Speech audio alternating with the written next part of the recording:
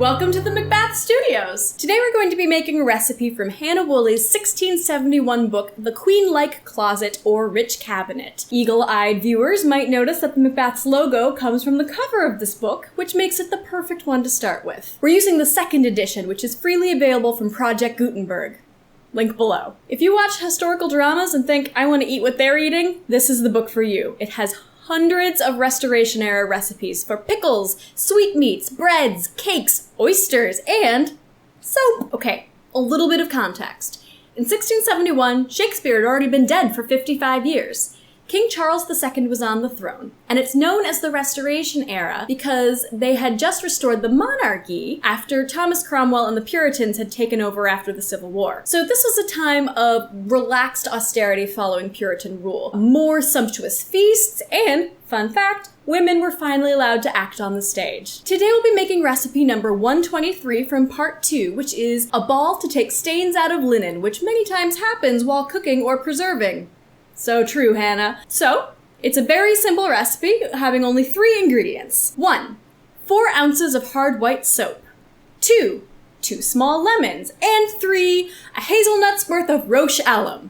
Wait, what's roche alum? Looks like we're gonna have to consult my very favorite reference tool, the Oxford English Dictionary. To the OED! The Oxford English Dictionary defines roche alum as the modern ingredient alum, originally in rock form and later in salt form. You can buy alum in any modern grocery store.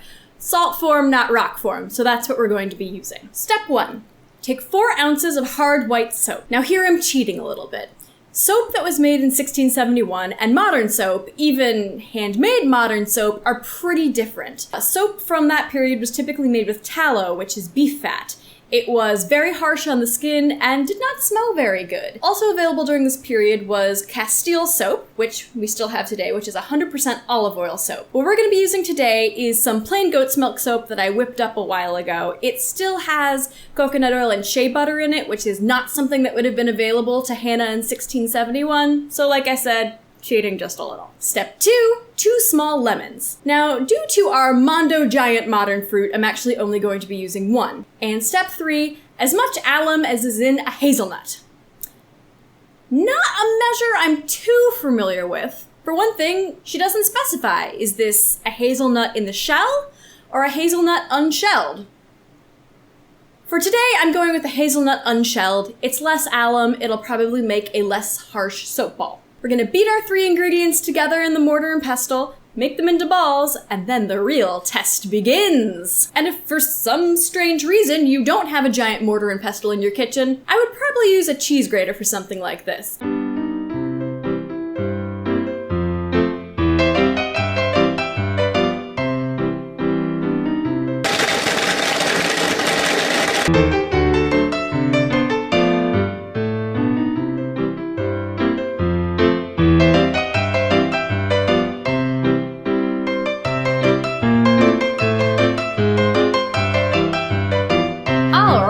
So, now I've got my ball of mush, and I have this coffee-stained towel, because everything I own is stained with coffee, because I drink a lot of coffee.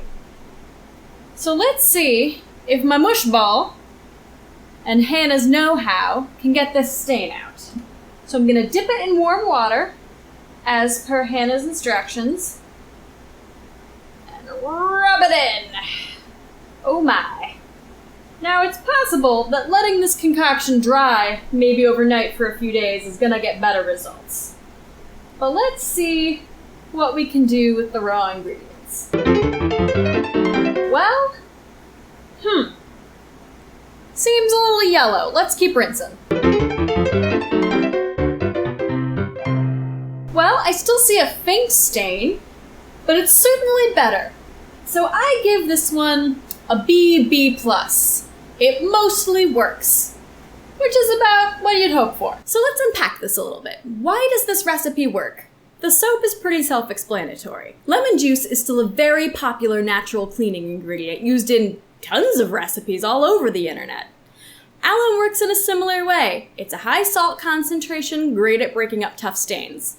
Now, does this work better than something you'd buy in the grocery store? We'd have to do a side-by-side comparison to see. Is it less work than buying something in the grocery store? Definitely not. Is it a lot of fun to make and use, though?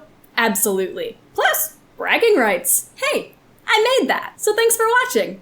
If you enjoyed this episode of Historical Recipes, maybe consider clicking subscribe. That was really fun. We should do another one. Oh, I know. We should do recipe 116 to clear the skin. Okay. Take the blood of any fowl or beast and wipe your face all over with it every night. No, I'm not doing that. That's incredibly unhygienic. Well, maybe if we boiled the blood first? No, not doing it. Well, maybe for Halloween?